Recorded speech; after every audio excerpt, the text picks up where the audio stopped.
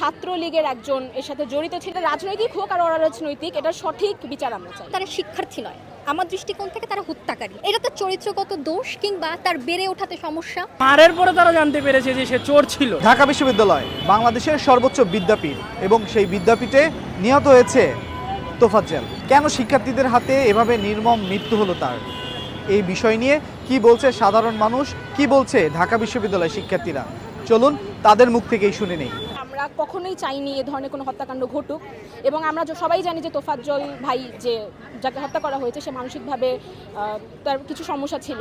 এবং আমরা সাধারণ শিক্ষার্থীরা, আমি দেখতে পেরেছি আমাদেরকে ঢাকা বিশ্ববিদ্যালয়ের শিক্ষার্থীদেরকে অনেক ধরনের খারাপ কথা বলা হচ্ছে যে আমরা অমানুষ, আমরা বিভিন্ন ধরনের গালিগালাজ করা হচ্ছে। বাট আমরা সাধারণ শিক্ষার্থীরা আমরা কখনোই এই বিষয়টাকে সমর্থন করি না। আমাদের প্রক্টোরিয়াল টিম এতে ব্যর্থ এবং এতে কোনো সন্দেহ নেই। আমাদের প্রক্টোরিয়াল টিম, আমাদের হলের প্রভোস্টরা, তারা চাইলেই বিষয়টাকে আটকাতে পারতো।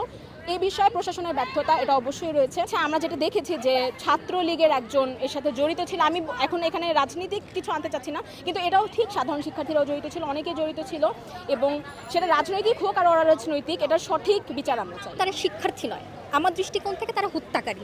তো সেই জায়গা থেকে আমাদের যেহেতু ওদের একটা সার্টিফিকেট আছে যে হ্যাঁ তারা ঢাকা ইউনিভার্সিটি, তো সেই জায়গা থেকে হয়তো আমাদের একটা দায়ভার থেকে যায়। একজন শিক্ষার্থীর জায়গা থেকে সে কখনো আসলে হত্যা করবে বা সে একজন হত্যাকারী যেটা কল্পনা করতে পারে না, কারণ এটা তো চরিত্রগত দোষ কিংবা তার বেড়ে ওঠাতে সমস্যা, এরকম অনেক তার মানসিক সমস্যার মধ্য দিয়ে হয়তো বা যেতে পারে। ঢাকা ইউনিভার্সিটি অবশ্যই এই জায়গা থেকে আমিও লজ্জিত যে আমাদের একটা ইউনিভার্সিটির মধ্যে এই ধরনের ঘটনা ঘটে গেছে, অথচ প্রশাসন কি করলো? এটা আমাদেরও প্রশ্ন যে প্রশাসন এই জায়গাটা কোথায়? তাকে আমরা শিক্ষার্থী না, বরং একজন হত্যাকারী হিসেবে তার সুষ্ঠু বিচার চাই, এবং সেই শিক্ষার্থী পরিচয় বহন করার যোগ্যতাটা আমার মনে হয় ওরা হারিয়ে ফেলেছে। মানে আসলেই সে চুরি করেছিল নাকি করেনি, মানে আমি যা জানলাম যে পরে তারা মারের পরে তারা জানতে পেরেছে যে সে চোর ছিল।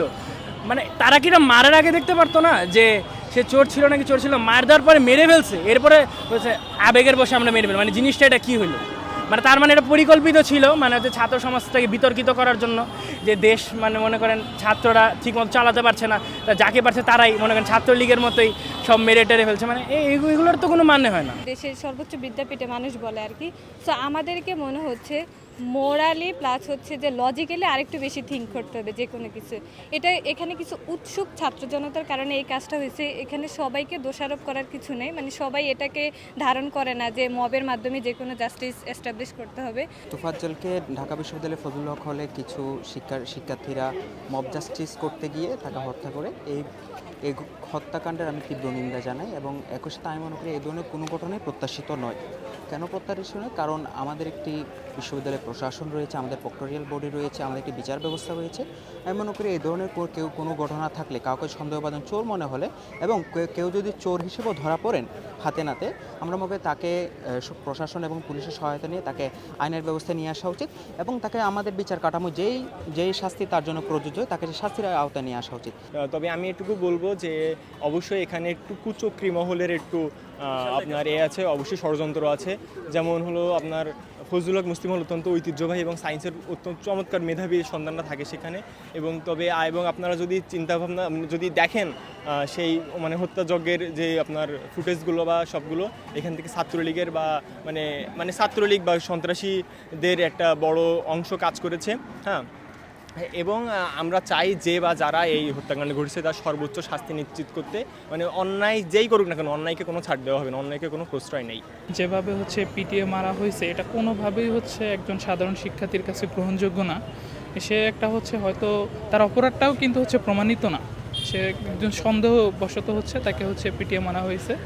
তো সর্বোচ্চ তাকে তাকে ধরে প্রক্রিয়াল টিমের কাছে হস্তান্তর করা যাইতো, কিন্তু এভাবে নির্মমভাবে পিটিয়ে হত্যা করা আমাদের বিশ্ববিদ্যালয়ের কোনো সাধারণ শিক্ষার্থী এটা সমর্থন করে না। এখানে হয়তো অতি উৎসাহী হয়ে মানে আবেগের বসে কাজটা করে ফেলছে।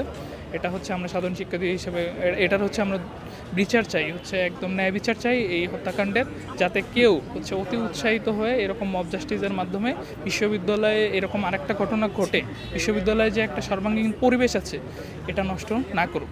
বহিরাগতদের যে আসা যাওয়া সেটা যতটুকু লিমিটেড হবে ততই ভালো আসলে। কিন্তু আমরা একটু আগেও দেখলাম যে ক্যাম্পাসে আসার পথে ফুটপাতে পাগল বা বাস্তুহারা মানুষরা শুয়ে আছে।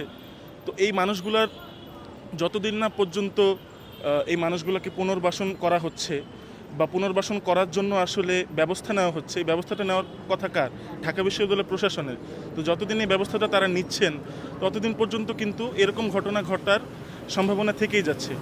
উৎসব মণ্ডলকে এভাবে মারা হয়েছে, তারপর আরও অনেকগুলো ঘটনা এরকম ঘটছে। ফরিদপুরে একজন বৃদ্ধকে 83 বছরের বৃদ্ধকে পিটিয়ে মারা ফেলছে চোর সন্দেহে। এরকম ঘটনা ঘটছেই বর্তমানে আমাদের দেশে মব জাস্টিসের নামে। তো শিক্ষার্থীরাও তারা দেখছে যে হ্যাঁ এটা তো করা, কেউ করে পার পেয়ে যাচ্ছে, কোনো বিচার হচ্ছে না। তো এটা যদি সাথে সাথে আইনানুগ ব্যবস্থা নিয়ে তাদেরকে সাথে জেলে ঢুকানো হতো তাহলে আজকে এই অবস্থাটা হতো না।